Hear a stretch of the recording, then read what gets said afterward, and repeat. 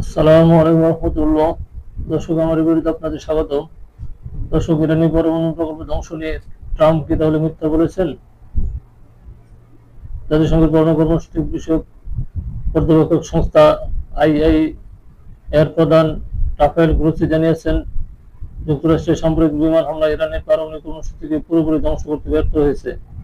তার মতে, তেহরান চাইলে কয়েক মাসের মধ্যে আবার ইউরেনিয়াম সমৃদ্ধকরণ কার্যক্রম শুরু করতে সক্ষম হবে।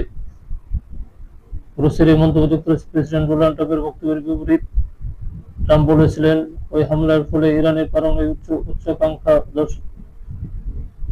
দশকের পর দশক পিছিয়ে গেছে। দেখা যাচ্ছে রুশের এই মূল্যায়ন মার্কিন প্রতিরক্ষা গোয়েন্দা সংস্থা ডিআইএ প্রাথমিক বিশ্লেষককে সমর্থন করে। সিএনএন এক প্রতিবেদনে জানানো হয়, গত সপ্তাহে ইরানের গুরুত্বপূর্ণ পারমাণবিক স্থাপনাগুলোর উপর যুক্তরাষ্ট্র যে হামলা চালায়, আর যে কেন্দ্রীয় অবকাঠামোগুলো ধ্বংস হয়নি। এতে ইরানি কর্মসূচি সাময়িকভাবে সম্ভবত কয়েক মাসের জন্য বাধাগ্রস্ত হয়েছে মাত্র।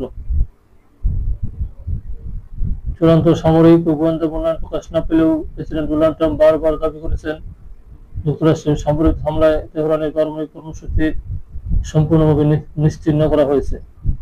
গতকাল রোববার সিবিএসএ প্রচারিত এক সাক্ষাৎকারে জাতিসংঘের ইরানের রাষ্ট্রদূত আমির সাইদ ইরাবানি বলেন, ইউরেনিয়াম সমৃদ্ধকরণ কার্যক্রম কখনোই বন্ধ হবে না, কারণ শান্তিপূর্ণ পারমাণবিক কর্মসূচি ইরানের অপরিহার্য অধিকার। জুন মাসের শুরুতে ইসরায়েলের নজিরবিহীন হামলার পর ইসরায়েল ও ইরানের মধ্যে 12 দিনের সংঘাত শুরু হয়। তেল আবিবের ভাষ্য, এই হামলার লক্ষ্য ছিল তেহরানকে পারমাণবিক বোমা তৈরি থেকে বিরত রাখা।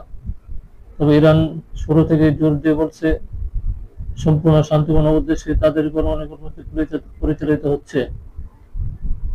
যুদ্ধবিরতি কার্যকর হওয়ার আগে যুক্তরাষ্ট্র ইরানের 3টি গুরুত্বপূর্ণ পারমাণবিক স্থাপনায় হামলা চালায়। হামলায় তেহরানের পারমাণবিক কর্মসূচির কতটা ক্ষতি হয়েছে তা নিয়ে এখনো জোর বিতর্ক চলছে। গত কয়েকদিনে মার্কিন সামরিক কর্মকর্তারা হামলার পরিকল্পনা সম্পর্কে নতুন কিছু তথ্য প্রকাশ করেছেন। তবে ইরানি পারমাণবিক সক্ষমতায় এসবের কতটা প্রভাব পড়েছে সে বিষয়ে কোনো নতুন প্রমাণ উপস্থাপন করেননি। সপ্তাহ জুড়ে গোপন সভার পর কিছু রিপাবলিকান আইন প্রণেতা স্বীকার করেছেন, এই হামলা হয়তো ইরানের সব পারমাণবিক উপাদান ধ্বংস হয়নি, তবে তাদের দাবি সেটা কখনোই সামরিক অভিযানের মূল লক্ষ্য ছিল না। দ্য ওয়াশিংটন পোস্ট এক প্রতিবেদনে জানিয়েছে, যুক্তরাষ্ট্র ইরানের শীর্ষ কর্মকর্তাদের মধ্যকার গোপন বার্তা সংগ্রহ করেছে। তাদের দেখা যায়, ওই কর্মকর্তারা নিজেই স্বীকার করেছেন, হামলাগুলো তাদের আশঙ্কার তুলনায় কম ধ্বংসাত্মক ছিল। দর্শক, ভালো থাকবেন। আল্লাহ হাফেজ।